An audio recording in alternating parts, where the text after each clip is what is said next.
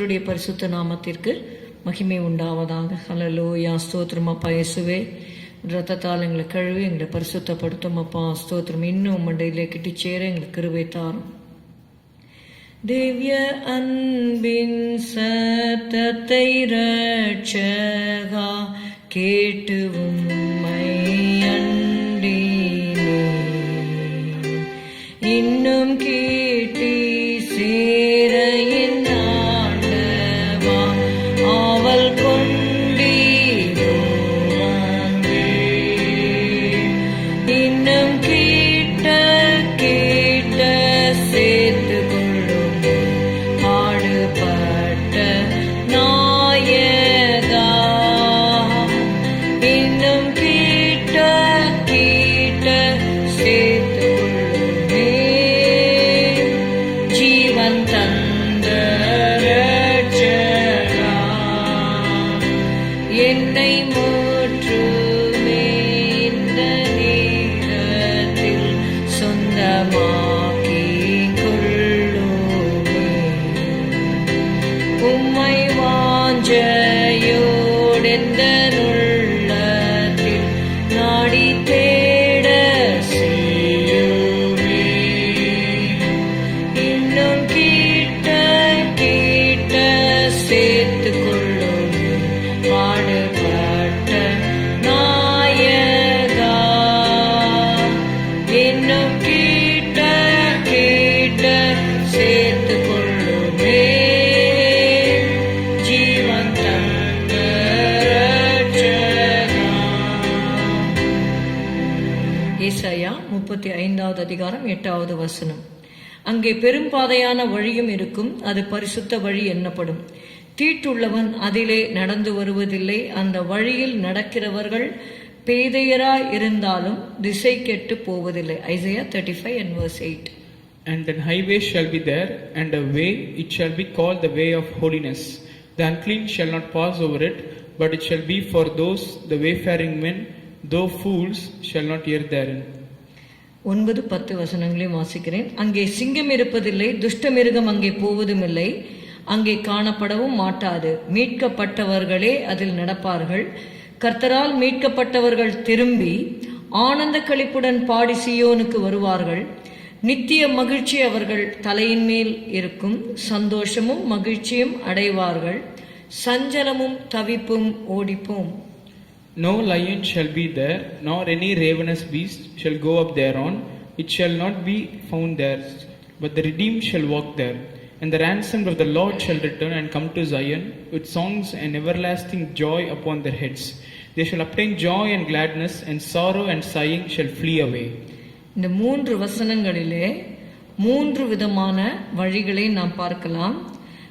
In verse 8 we read about the pure way or way of holiness.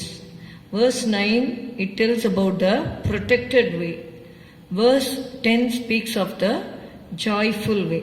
ஒவ்வொன்றாக நாம் பார்க்கலாம். முதலாவதாக பரிசுத்த வழி. அது எப்படி ஒரு பியோர் வே, பரிசுத்த வழி என்று பார்க்கும் பொழுது 8வது வசனம் சொல்கிறது, அங்கே பெரும்பாதையான வழியும் இருக்கும், அது பரிசுத்த வழி என்னப்படும். தீட்டுள்ளவன் அதிலே நடந்து வருவதில்லை, அந்த வழியில் நடக்கிறவர்கள் பேதையராய் இருந்தாலும் திசை கெட்டு போவதில்லை.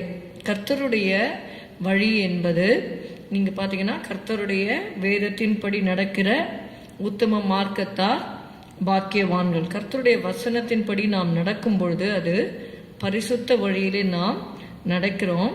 இந்த வழி நம்ம எங்கே கொண்டு செல்கிறது என்று பார்த்தீங்கன்னா நித்திய ஜீவனுக்கு நேராக, பரலோகத்திற்கு நேராக அந்த வழி நம்மை கொண்டு செல்கிறது என்று பார்க்கிறோம். சில வேளையிலே நாம் பேதையை போல இருந்தாலும் அந்த சொல்லுகிறார் திசை கெட்டு போவதில்லை. We have to commit our life to God.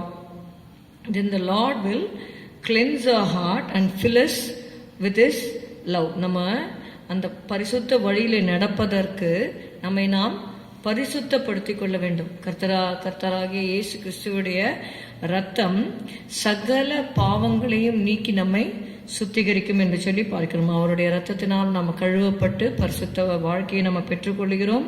அவருடைய அன்பினால் அவர் நம்மை நிரப்பி அவருடைய வழியிலே அவர் நம்மை நடக்க செய்வார். இரண்டாவது நம்ம பார்க்கிறோம் 9வது வசனம், அங்கே சிங்கம் இருப்பதில்லை, துஷ்ட மிருகம் அங்கே போவதும் இல்லை, அங்கே காணப்படவும் மாட்டாது, மீட்கப்பட்டவர்களே அதில் நடப்பார்கள். It tells of the protected way. கர்த்தருடைய வழிகளிலே நாம் போகும்பொழுது நமக்கு தேவன் பாதுகாப்பை தருகிறார்.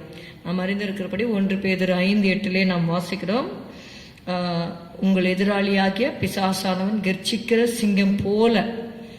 அவர் Lord is the real lion, he is the lion of the tribe of Judah. ஆனால் பிசாசானவன் கர்ச்சிக்கிற சிங்கம் போல எவனை விழுங்கலாமோ என்று வகை தேடி சுற்றி திரிகிறான்.